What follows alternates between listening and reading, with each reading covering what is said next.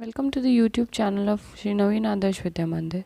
Today we are here with class 8th Geography first chapter Resources, Importance and Usage. सबसे पहले हमको ये समझने की ज़रूरत है कि resources किसको कहते हैं और फिर हम उसके importance और uses की बात करेंगे. So let's start with the chapter. The substance provided by nature which satisfy our basic needs and are used by us in various forms are known as resources. The basic natural resources, air, water, minerals, soil, etc. are important for humans and they have utilized them in the best possible manner. In using these resources, there was a lot of wastage too, but with time, science and technology developed, modern and innovative methods are being developed and the wastage is being minimized. Nature has plentiful resources, but it is the skill of human beings which can further lead to development of economical utilization of these resources. तो पहली line में ये चीज़ clear हो जाती है कि जो substances हमें नेचर से मिलते हैं, ठीक है, जो सब्सटेंसेस हमें नेचर से मिलते हैं और हमारी बेसिक नीड्स को वो पूरा करते हैं और हम उन्हें आगे यूज़ करते हैं फर्दर डेवलपमेंट के लिए या उनको और यूज़ करने के लिए या उनके फॉर्म को चेंज करके अपने काम में लेने लायक उन चीज़ों को हम नेचर कहते हैं. जो बेसिक नेचुरल रिसोर्सेज है वो है एयर, वाटर, मिनरल, सॉइल, ये सारी चीज़ें हम इनको यूज़ करते हैं अलग अलग तरीके से जो कि हमें आगे फर्दर उनको हेल्प करने में हमारी लाइफ को आगे और सिंप्लीफाई करने में या इजी करने में हेल्प करते हैं. जब पहले इन रिसोर्सेज को यूज़ किया जाता था काफ़ी सारे वेस्टेज भी होता था, लेकिन क्योंकि अभी साइंस और टेक्नोलॉजी ने काफ़ी डेवलपमेंट कर लिया है, चीज़ें जो है वो बहुत बेटर हो गई है पहले से, तो वेस्टेज जो है वो काफ़ी कम हो गया है.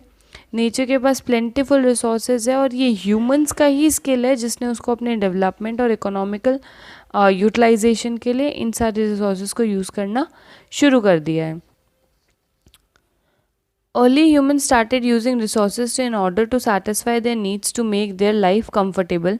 They started using tree for woods and on soil they started growing crops for food and they started extracting minerals.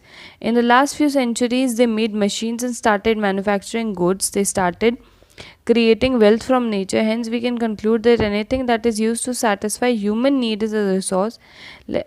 Let us look at a few examples of these resources such as water, which not only satisfies our basic needs but also provide electricity which is generated from the energy of falling water. Wind is also used to generate electricity through windmills. अब अगर हम बात करेंगे ancient times की या early man के time की, तो उस टाइम उन्होंने क्या किया था, अपनी बेसिक नीड्स को सेटिस्फाई करने के लिए उन्होंने अपनी लाइफ को कंफर्टेबल बनाने के लिए रिसोर्सेज का यूज़ करना शुरू किया.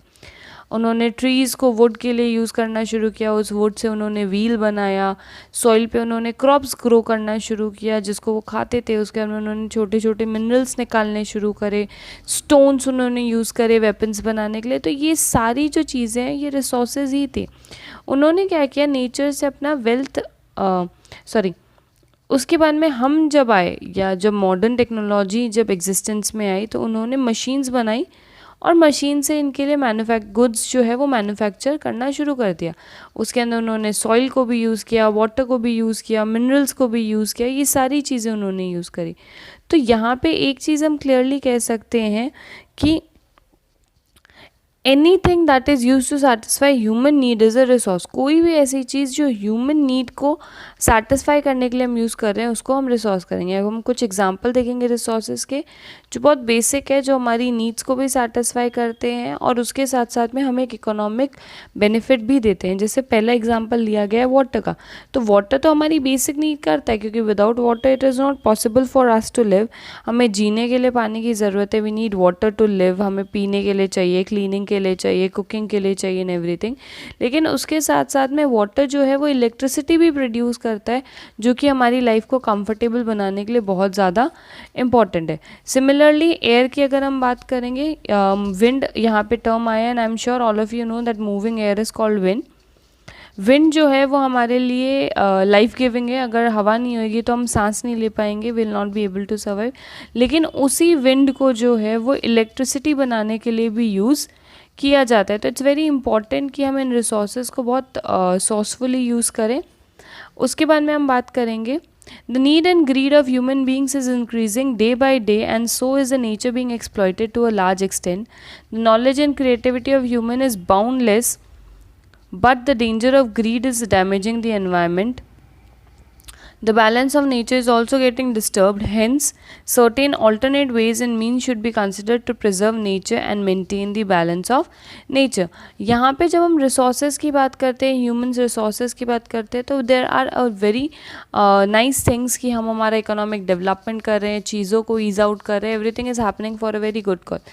लेकिन ये भी ध्यान में रखने की ज़रूरत है कि इंसान का जो greed है वो इस तरीके से आजकल बढ़ता जा रहा है कि वो अपने फ़ायदे के लिए किसी का भी नुकसान करने को रेडी है, और इसी ग्रीड के चक्कर में, इसी इकोनॉमिक बेनिफिट के चक्कर में इंसान जो है वो एनवायरनमेंट को डैमेज करना शुरू कर रहा है. लेकिन ये यहाँ पे समझना बहुत ज़्यादा ज़रूरी है कि हीट, सन हो गया, एयर हो गया, सनलाइट आई वुड एक्चुअली से, नॉट इवन एयर, ये तो रिन्यूएबल रिसोर्सेज है. आज अगर नहीं है, आज अगर धूप नहीं निकली है तो कल निकल जाएगी, लेकिन बाकी के जो रिसोर्सेज है उनको अगर हम ऐसे ही डैमेज करते रहे तो there will be a point of time जब हमारे पास उन रिसोर्सेज की कमी हो जाएगी. मे बी हमारे पास नहीं हो, लेकिन आने वाली फ्यूचर जनरेशन्स के पास हो जाए.